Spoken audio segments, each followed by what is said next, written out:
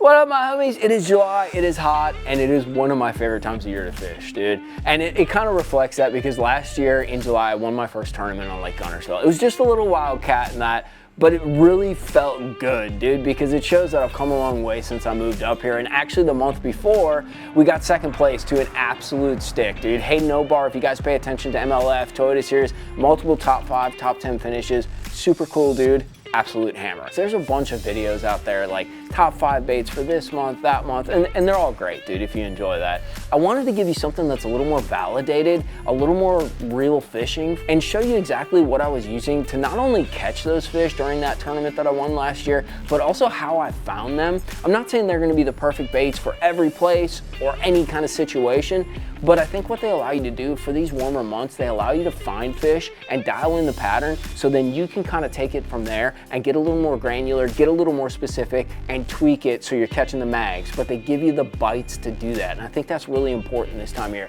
So hit that like and subscribe button for me. I got another derb in 2 weeks, so this is exactly what I'm gonna be using to try to find fish for that one. So the first one's pretty OG, the old man rig, the most hated rig in fishing, but the fact is it gets bites, dude. And that's a Carolina rig. So basically a bullet weight to a leader, and then an O'Shaughnessy hook or a wide gap hook on the back. I make 3 little sort of mods or differences when it comes to this juncture right here. So number 1, I'm using a lighter weight than most guys use. This is a 3/8 ounce tungsten weight. The other thing is, you can see I have no bead right there. I'm not a big fan of the beads. The sound that this thing makes when it's hitting the bottom, grinding shell, grinding rocks, I want it to all happen at the weight. One of the big reasons is just pressure, right? Like a lot of these fish are getting clickety, clickety, clack. I think about how many fish I've caught on like a silent lipless or a silent crankbait, and I'm like, dude, I don't want that bead, I don't want that clicking, because on a highly pressured lake, I think it actually kind of scares them away to an extent.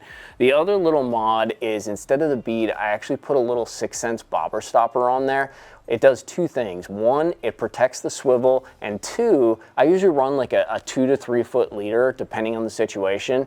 This allows me to sort of extend that leader by simply sliding that up, and all of a sudden I have another like 4 inches on my leader. Now, it's not a perfect solution. If you make a really hard cast, it's gonna slide that bobber stopper down, but if you're looking to experiment with a little bit different like leader length throughout the day, it makes it super easy to do. So there's a few little straight tail worms that I really like. One of them you can't even get anymore, dude. The 7-inch flex worm from NetBait.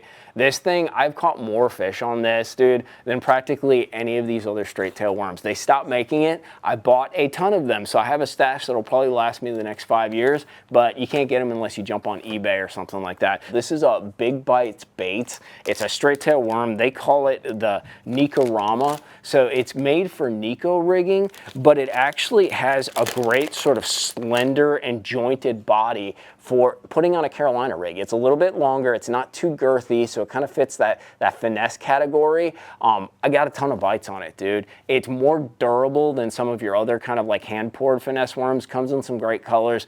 It's been solid. If I want to go a little more magnum, we did a video of this in my Monster Bass box, I think it was for like June or May. We got these guys, the Yamamoto cut tail worm. This is a little more magnum style straight worm. It's a little bit more girthy. Once again, you can use it for a Texas rig, a shaky head, or a Nico rig. It has a little bit different action with that cut tail right there. This next one, I literally never leave home without it, dude. June, July, August, even September, and it's one of my favorite search baits for this time of year, and that's this guy, a ChatterBait Mini Max, dude. We've done a ton of videos on this. I've caught a ton of fish. This actually helped me to find quite a few pods of fish last year when we were fishing that tournament. Not only can I fish this little 1/2 ounce like over shallow cover around the grass, you know, rip it, skip it under docks, fish it just kind of 4-wheel drive up shallow with a good tempo to it. I also fish it in like 8, 10, 12, even 15 feet of water. And there's 2 ways that I do that. One is just kind of slow rolling, but then like we've talked about in many of these videos, using a triggering retrieve, right? So you have that reel, you're slow rolling, and you put like 4 or 5 fast reels on it. You almost hair jig the bait. I've gotten a ton of bites doing that. And then the other one is you actually fish it literally like a jig with a blade on it. And what I mean by that is you drag it along the bottom. You get that blade to slightly move just ever ever so slightly back and forth, and you're keeping bottom contact all the way through. So you're almost just dragging it like you would a football jig or any other kind of like dragging style jig. 80% of the time, they're gonna want this green guy. Green pumpkin. I use a Gambler Komodo Jr. as a trailer, or like a little spunk shed, a little 3-inch. Both of them kind of are accentuated by the action of the chatterbait. They have this cool swimming motion, but you do need to play around with, do you need to go with kind of like a whitish, more shad or more bait oriented color, or do you need to go with that green pumpkin and mimic those brims? Oh, Randy Blockett ain't gonna like this one, but I'm a realist, dude. And that means I deal in realities and wanna catch fish. So you gotta have a minnow, dude. A little kind of spinning setup. This is my monster bass, 7-foot medium light lunker stick. And I've been playing with some minnows. So last year, the highlight was this guy, the old Yamamoto, dude, in 6-inch, 5-inch, as well as this guy right here, 7-inch. It's like a monster freaking fluke, dude. It's gigantic. And these fish would just react to it. You put it on a little 3/16 ounce head, and bro, they would just come and crush it. It was absolutely insane. So I've made a few tweaks to my minnow presentation this year, and I'm actually trying a new prototype. You guys saw the live rocker jig that we came out with, but Black Label has this new minnow, and it's pretty badass, dude. It's about a 6-inch or like a 5.5-inch length.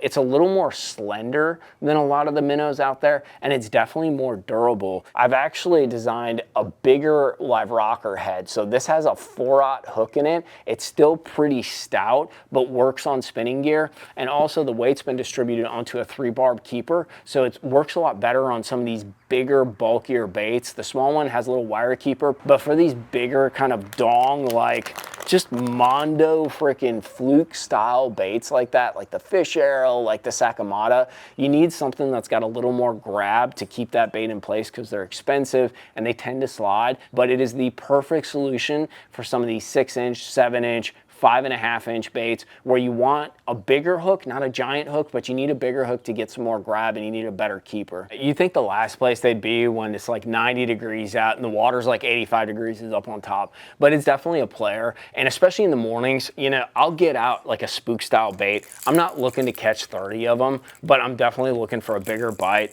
You know, baits like a dead man walking, this is a spook style bait, a Vixen. I have a bait that's not made anymore called the bow stick. Basically just spook or walking style baits. One thing I do a little bit different is I do run them on braid. So I'll run it on 30 or 40 pound braid. However, I run a leader and a clip. So you guys have seen me do this with a crankbait. There's a little owner hyper weld clip right there. And then I run a very short leader. So that's 20-pound mono basically. And I run it so it's like maybe, I don't know, maybe like a foot or two. Basically what you want to do is have it so if the bait's dangling down from your rod tip, it's your standard dangle down to make a cast. You don't want it longer than that, because that knot, double uni, whatever you're going to use is going to get stuck in the rod guides. It's a little bit clearer than the braid. I have found I get more bites when I'm running that leader. Now, in some situations when it comes to the top water, you can't fish this. You know, we're in a situation up here on Gunnersville where, to be honest, there's a bunch of eelgrass floating around. It's really hard to fish an open hook or a spook style bait. That'd be the ideal, but it's not super possible. The other thing is there's a lot of fish in some of this thick, cheesy grass. Probably one of the most fun bites in fishing aside from flipping, in my opinion, and that's the old frog dogger, dude.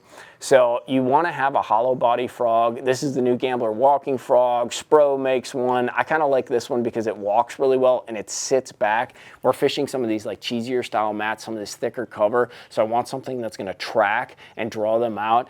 And it's a grind, right? But it's a good way to cover water, and it's a little bit faster than some of the flipping, which is actually the last technique that I'm going to show you. You can cover broader spectrums of water. And the nice part is too, with a frog, you always want to catch them, right? You get a blow up, you want to catch them.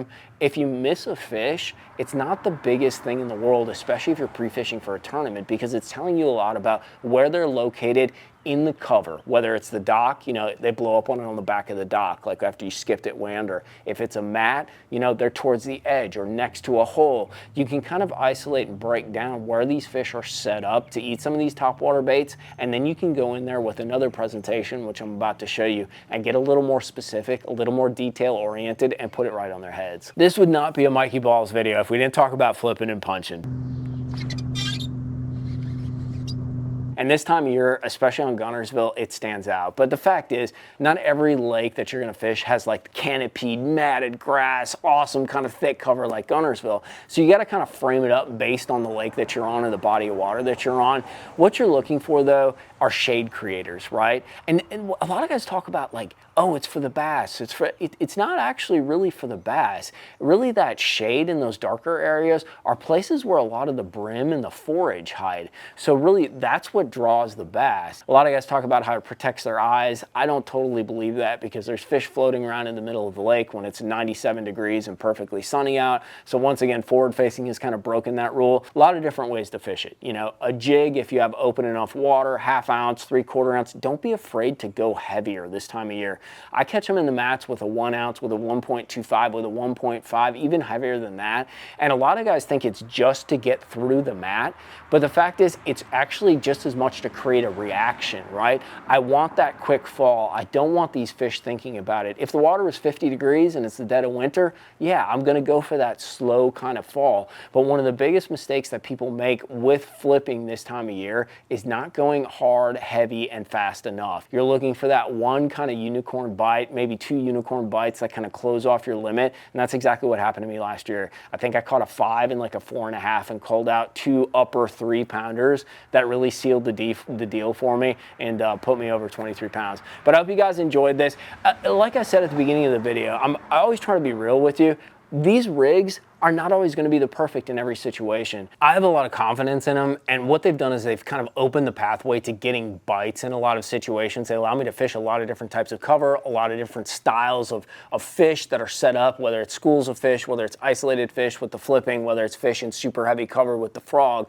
They allow me to tap into that and get the bites and then get the process of patterning started, and that's the real key. I might end up throwing a football jig, I might end up throwing a Nico rig, I might end up throwing a popper instead of a spook, right?